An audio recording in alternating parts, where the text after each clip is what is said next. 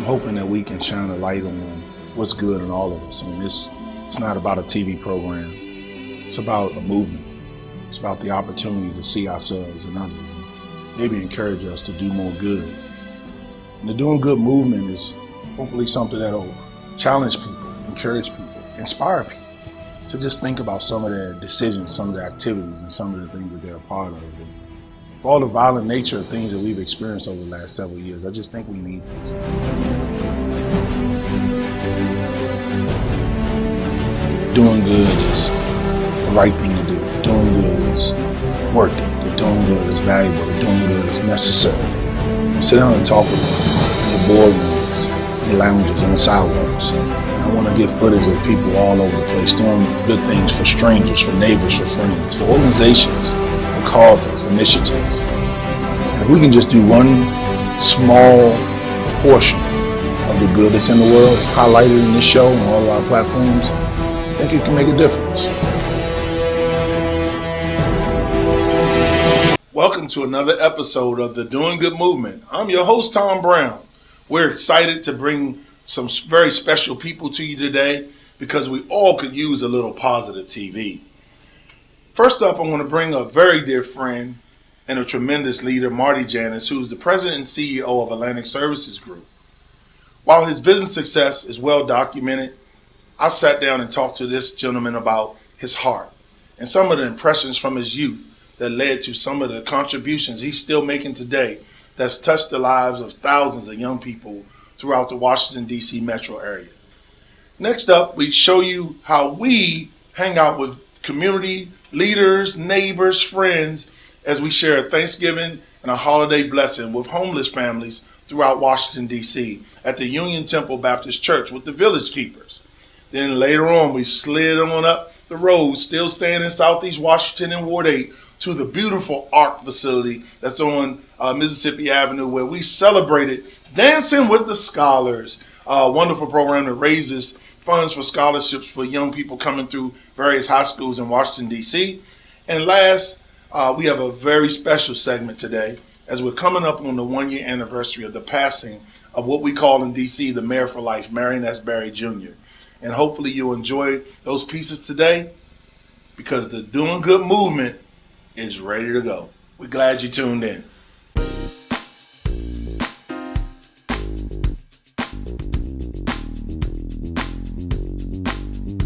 That was good to say. I think something that Quincy does a very good job of, when we normally think of a shelter, it's a very cold environment. People are just coming in. You might get something to eat. You sleep for the night, and then you're up in the morning and you're out. But he's really created a home environment at Safe Haven.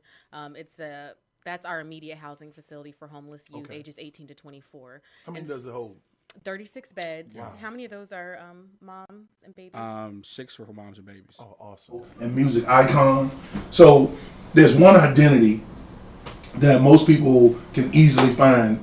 But what I love about the interview and the things I learned is there's a whole nother beat that you're out here walking to. And actually you're leading a beat that's leading people to a legislative mindset around youth empowerment and a whole piece that deals with conflict resolution. Yes. And so that's a whole nother identity. And what I love about it personally, being a native Washingtonian, is it kind of takes the genre of go-go to another dimension in the way that we can serve our community. Nobody did it better than the Godfather, in my opinion. Absolutely. Chuck We Brown. also work with those who are entrepreneurs but still aren't being as productive as they should be. Yeah. And if we can help them be more productive, of course, that turns into more profit. No doubt about it. So We all can use that. Right. So we help them to turn that procrastination into productivity into profits. Wow. So procrastination to productivity to profits. Yeah, I like where you're going with that. Yeah, so the 3 P's. The Did you get that? The 3 P's.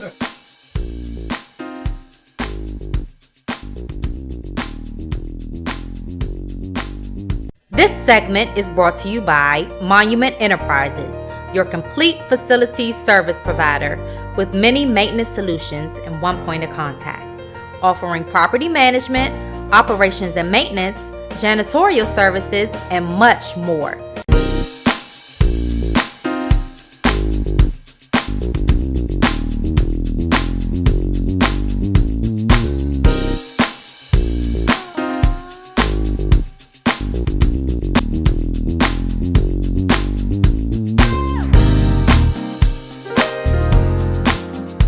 had a chance to sit down and have a whole lot of fun with a very dear friend, Marty Janis. He's the president and CEO of Atlantic Services Group, company he's run for 20 years, and they do transportation, valet services, and many other great services throughout the DC metro area. But this gentleman is someone who, while all the successes he's experienced in business, he's never forgotten the lesson of his dad when he was just 10 years old. And that led him to a relationship with me and others like me, and his service and support for hundreds, if not thousands, of young people over the last couple of decades. How you doing, brother? I'm doing great, Tom. Listen, man. You all hear what he said? The show is doing good, but he said he's doing great. We're off to a superstar already. Start there, Canadian. So, Marty, it's been a while. It's my first time in your new digs. But I want to know, how long have you been in the parking industry? 30 years. No way. Yeah, well, actually, years? a little more than 30, but yeah. Yeah. Pretty much 1985. So how did it all come about? Was it just something, you just woke up one day and said, I want to do parking, or was it something that you kind of... It was a life dream of mine. Wow. No. No, I was in college, needed to get a job to make some money, pay some rent, and found my way into valet parking. Wow. And I got an opportunity to do valet parking part-time, and it became a lot of fun. I had a lot of opportunity with it to do something. So looking forward to graduating, I was up at Georgetown, and looking forward to graduating, I could either get a real job or I could try something different and do my own thing. And so I partnered with people that were in the garage business. Erwin Edlovich, Mark Sullivan. Joined in with them and started Atlantic. Well, and I recall our paths initially crossed. We were both in a program working with youth around youth entrepreneurship. So certainly from your background, you had a lot of pedigree and experiences that I know that you shared. You had a lot of passion. And at that time, I remember, being over in Southeastern Anacostia, spirits kind of locked in, and I wound up leaning on you and saying, listen, I want to really make a difference and impact in the streets, particularly over in Ward 7 and 8 where I'm from.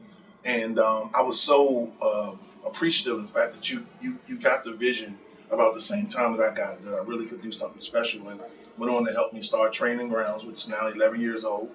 I just remember all those beginning times, just coming to you for a check every 2 weeks, just trying to figure out.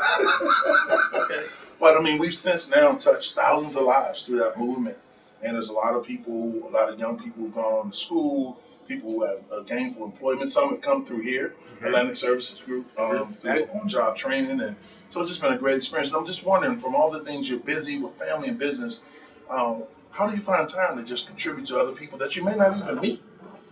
Where does that come from? Well, a couple things. First of all, when you're in business and you have a business that does well, or however it does, you're very fortunate. So you have to remember how you get there and to give back. I grew up, and it's funny, my father once, this is where I got it, I was probably 10 years old, and he gave someone who was homeless lunch. And I said, why are you giving him food? And he said, but for the grace of God, there go I. When I was 10 years old, I never forgot that. Yeah. And I just thought to myself, wow. How cool is that? And it's stuck with me. And it's just something so that I made a decision young, and when I had an opportunity to do that, I would give back whatever that looked like. So when I didn't have money and I was 16 years old, I was a big brother to a young kid in Chicago. When I was in college, I would just literally go out on the holidays and take $50 out of my Riggs bank account. So that's a joy. Wow. And I would just hand out $5 to people that were out in the cold. So it was just, you do what you can do. And then probably the most important aspect of it is when you meet people like you who have that passion, you feed into it. And so when I met you when we were at Training Grounds, and you were a teacher and I was a donor and everything else on the board, is I saw that passion. And you pulled me in. I wanted to be a part of it. You've done some other really cool things that have nothing to do with Training Grounds, just humanity. I know working with foster children here in D.C. has been a big passion of yours. I always liked how you would light up even our board meetings with how the great things that are happening there. Can you talk a little bit about doing more than one good thing, not just one good thing, but you kind of found your way to do more than one thing? Well, so a lot of my interest in terms of giving back is around youth. as you've seen. And so years ago, probably about 10 or 11, 12 years ago, through Partners for, it was the DC Family Services Agency. They had a holiday toy drive. And so you adopt kids and you buy their gifts, their wish list, and you bring them to the agency and they would distribute them to the kids. And I got to meet Beatrice William, who heads up the program. Yes. And Beatrice is another one with that passion that I was just pulled right into it because it's a governmental agency. Let's create this board and called Partners for Kids in Care. And it was this board of business, people in the business community, gathering together to, it's not about money, it's goods and services. That's an easy draw. Yeah. You know, everyone's asking everyone for a check. Now we're just asking, hey, if you're in the publishing business, do you have any books? You know, if you're in the furniture business, do you have any furniture that, it's all the damaged goods that you can't resell, but it's... And oftentimes those things go further than any check or money for people who are in dire situations. It makes a huge difference. No doubt about it. So that's what pulled me into Partners for Kids in Care, and we've been doing that for, I guess, like 10 years now. And it's been 10 years, actually. The prom program or whatever it might be, it's making a difference for those kids that one day. And you got it. Tremendous. Isn't that response you get to see? And you do. When you see it in them, when you get some of the feedback from the kids, because you don't ask for it, you sometimes you get it. Yeah, it makes a difference. So how long have you been running? What's that about? Is something you grew up doing your whole life? I used to play a lot of. I played baseball growing up, but I played a lot of basketball for exercise. And as you know, because you and I played basketball, it's going to come up. You and I played basketball. Yes, we did. So I'm going to be very careful to comment on your game because my game isn't any better. So I'll just leave it at that. I played for a long time though, and that's where I got my head clearing. Just go out and play basketball. And when kids came on board, with 3 wonderful kids, when I had the children. Not so easy to get to the gym, but very easy to go out and go for a run or go for a bike ride, outside the house. That time. Well, listen, Marty, it's been great. I know you have a busy schedule. I just missed my friend, so it was great to come up here and hang out with you. This Doing Good movement is about the things that you and I have been working together on for about 15 more years, just making a positive impact in the world around us. And you're definitely somebody who's doing that. I just want to tell you how much I appreciate everything and all the thousands of lives you've been committed to over the years. And I just want to tell you, man, keep on doing good. Thanks, brother. Appreciate you, man. Oh, thank you. Thank you. Training Grounds, Inc. is a 501c3 nonprofit established over 10 years ago. Our mission is to assist youth and adults with personal, career, and leadership development through training and support services. I'm walking to jobs. I'm getting on the bus for jobs. It's like I'm hungry. I don't want to stop. I'm working. I'm a full-time mom. I'm happy, and I think I'm a success. For more information, visit www.traininggroundsdmv.org. I'm somewhere in my future, and I look much better than I look right now.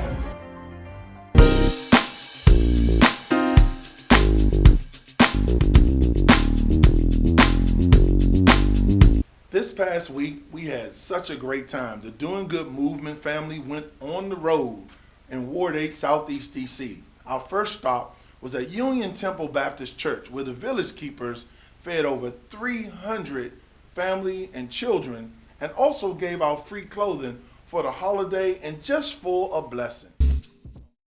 Well, listen, every time I've seen you, brother, you serving other people. Yeah. You're giving up hugs and love out on the street, all around the community. The Village Keepers, man, what it is the homeless ministry.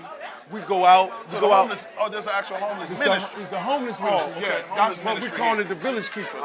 So what we do, once a month, twice a month, we'll go out into the community, DC General, 801 shelter, the men's shelter, which has got 650 brothers up there, man. So we go up there and we feed them, hug them, give them, pray with them, whatever. Try to get some information every time we take clothes up there, man. And not just that, we have a thing called the blessing bag. Blessing bag. The blessing bag is it's a gallon bag, and we put like cookies, water, soap. I'm trying to get my blessing. I got a bag with So my name on it? if you in your car, you see people all the time on the street. Yes, sir. You got a blessing bag in your car. I love it. Just man. give them that bag, man. Listen, It's doing not, good. you know what I'm saying? It's yes. like See, that's it. But listen, the Doing Good movement is exactly that. An action item. Right. Something you can do. Right. So you already have the blessing bag. Right. And that's what we're trying to encourage people. That's what this whole platform is about. Yes, sir. Encourage Yes, people sir. everywhere around the world to just do something good. Do something Whatever good. you're doing good is, you can give out blessing bags. You and your church can organize something like this. But at the Yes, end of the day, yes, yes. we encourage people to do good in the world around them. Yes. And that's the whole point of this movement here. And I'm so glad. I know you got a lot appreciate you, to man. do. I love you. I love appreciate your you, man. spirit. I love you, grateful to brother have you Brown. here. My name is Black Washington. I'm street correspondent here on the Doing Good show. And I have a very special guest with me today, and your name is? My name is Betty Lee, L-E-A. Now, how long have you been a member here? I've been a member here for 40 plus years, almost Wow. 50. I've been here almost as long as Reverend Wilson. Oh, wow. Absolutely. Wow, that is wonderful. So, for the people that don't know about this spectacular event, could you please just share with them a little bit of what you do and why you do it? Well, we believe in helping people here at Union Temple, and today's event is feeding and helping the homeless.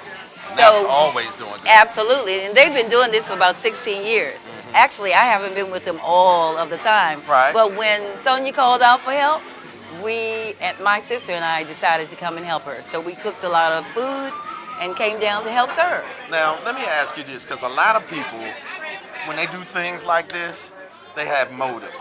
But none of the people that I've met here had any motives. They're doing it from their heart. Absolutely. And when I walked in the building, I got hugs, I got kisses, and I like... And that's what Union Temple is all about, a family affair. Right. We believe in the families getting together and do things. So helping the public come in, Right. that's like a family as well. So can you tell the people where you're located so they can bring clothes and fellowship with you guys? Sure, it's Union Temple. We are located at 1225 W Street Southeast, Washington, D.C.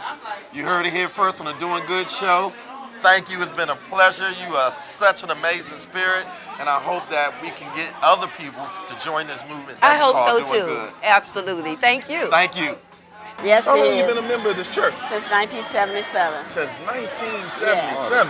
In the old church. You was just what, a toddler back then? You was about 7, 8 years old? Just crawling. I was crawling. Just crawling. I stand correct. You were just crawling back right, there. I'm so because sorry. I'm 84 now. 84. So, I was just crawling. Listen, you are as beautiful 84 as I've ever seen. Thank you very much. I just want to tell you, I appreciate what you all are doing here. I appreciate the spirit that this church represents That's and our the love for community that you all represent. You know, our motto is a family affair, and we don't consider the family just within these walls. That's right. We are a community church. Without a doubt. A community active church, and our pastor is so busy. He loves his people, and we're just so blessed to have him as our pastor and his whole family. Yes, and the Wilson family, Pastor Mary, Pastor Willie, the whole family has been a blessing to hundreds of thousands, literally millions. Right. I'll dare say. Sister, I love you. I thank you so much for inviting us out. This has been a wonderful experience. Listen, tell me how you're feeling right now. I mean, you're tired, you're exhausted, you got 100 more meals you want to get out. You're doing good. Okay, we'll give it right there.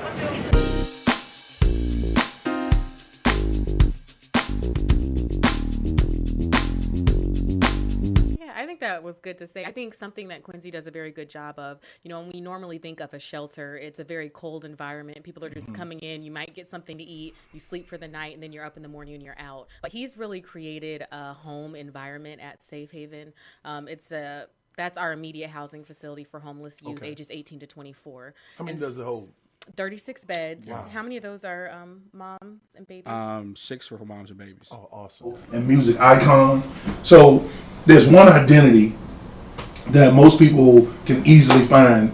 But what I love about the interview and the things I learned is there's a whole nother beat that you're out here walking to. And actually you're leading a beat that's leading people to a legislative mindset around youth empowerment and a whole piece that deals with conflict resolution. Yes. And so that's a whole nother identity. And what I love about it personally, being a Washingtonian, is it kind of takes the genre of go-go to another dimension in the way that we can serve our community. Nobody did it better than the Godfather, in my opinion. Chuck Brown. We also work with those who are entrepreneurs but still aren't being as productive as they should be. Yeah. And if we can help them be more productive, of course, that turns into more profit. No doubt about it. So we all can use that. Right. So we help them to turn that procrastination into productivity, into profits. Wow. So procrastination to productivity to profits. Yeah, I like where you're going with that. Yeah, so the 3 P's. The 3 Did you get that? The 3 P's.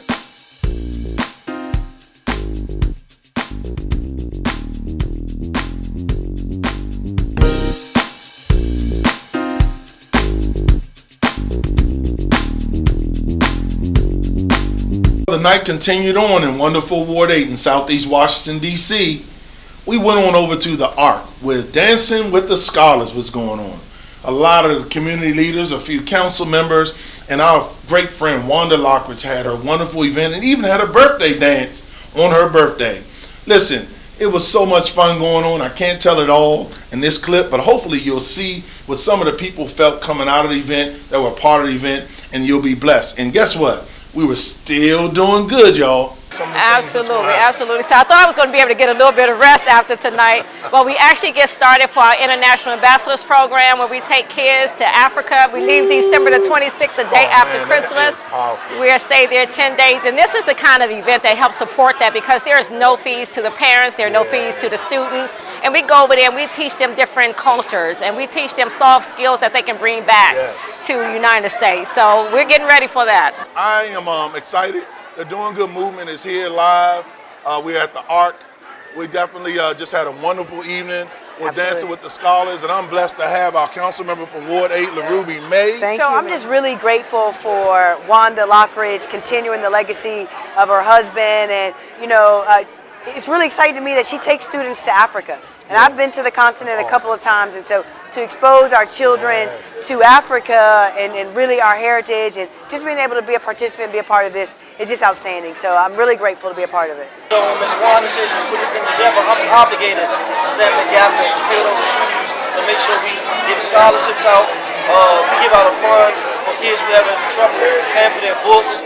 Throughout the years, beyond the scholarship. So we're doing a lot of things in the community. Because you're a veteran, you're a pro, the way you handle yourself up there. So tell me how you feel to be a judge. Is it pressure? Is it fun? What are you looking for? This is a fun event and it's a good cause. So, I mean, it's all in fun. I try not to be tough, but somebody has to put a little fun to the whole event. Let me tell you something. The crowd reaction every time you said something was tremendous. So it was all good.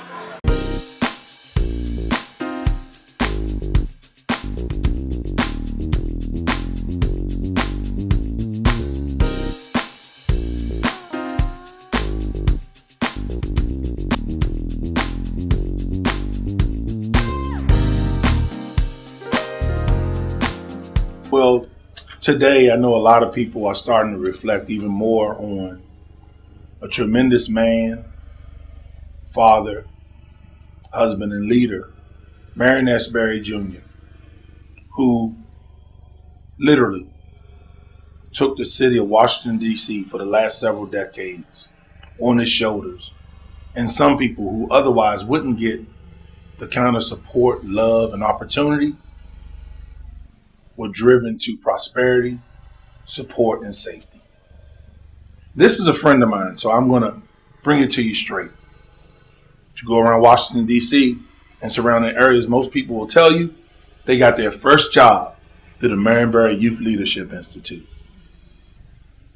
So today, as we come up on the 1-year anniversary of his passing, I just wanted to take time out on this show, the Doing Good movement, to pay homage to my friend, my mentor, and a great leader, Marion S. Barry Jr. I hope you enjoy. He's a teacher. And even though he's been gone a year, there are certain times when you can still, things that I think that he taught me long ago is now something that I do need. And I forgot how much he has taught. Yeah, I would probably say, if there was one word to describe Barry, he's brilliant. Yes. Probably one of the smartest men I know, and had a chemistry major, right? Yeah, chemistry. Degree in chemistry. And does that? And it's obvious. I mean, it was obvious from his memory. I mean, he could talk about things that happened 30 or 40 years ago like they happened yesterday and remember details. So it's just really an honor for me to be able to interact with him and to watch and see his leadership and the effect he's had on this community. When Marion Barry started the program, he selected 2 young people out of every public housing site in the city. I grew up in Parkport in public housing projects. I was a public housing kid. Okay. And I was selected. Me too, by the way. Yeah. And so I attended this Mayor's Youth Leadership Institute, and it just opened up some thoughts in my head because I grew up on 14th Street in Northwest, and I saw the 68 riots happen right outside of my door, and I always wondered, like, what in the world would make people tear up the whole neighborhood? And it made me do some research about Dr. King and the movement, and so I always had that in my mind. You know, the relationship with Marion Barry, having been a part of his Youth Leadership Institute that he created in 1979, and to be honored to say I'm able to work with these young people still to this day is a blessing. DC needs you, man. Well, thank you. I remember standing with you and Councilmember Marion Barry on the steps when you all started to initiate. It's been over a year. You've been sticking with it, man. You've been pressing through. And I'm so grateful that you did, because our small businesses are really the lifeblood to a healthy economy. He talked about when he was a boy in Mississippi and Tennessee, he had to collect rags in the summertime to sell them to make money.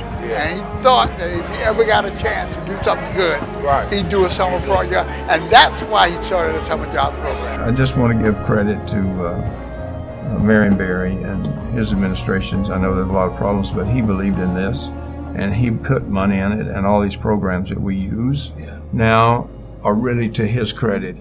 We grew ourselves from that. Well, I really appreciate that reference to Marion Barry, Mayor for Life. Well, there you have it. Another exciting episode of the Doing Good movement. I certainly hope you were inspired and encouraged to continue to do good. Hey, listen, hit us up on all the social media, Instagram, Facebook, Twitter, and show us pictures and clips of you or somebody you know that's doing good in the world around you. I'm your host, Tom Brown, and wherever we see you, we just hope you're doing good.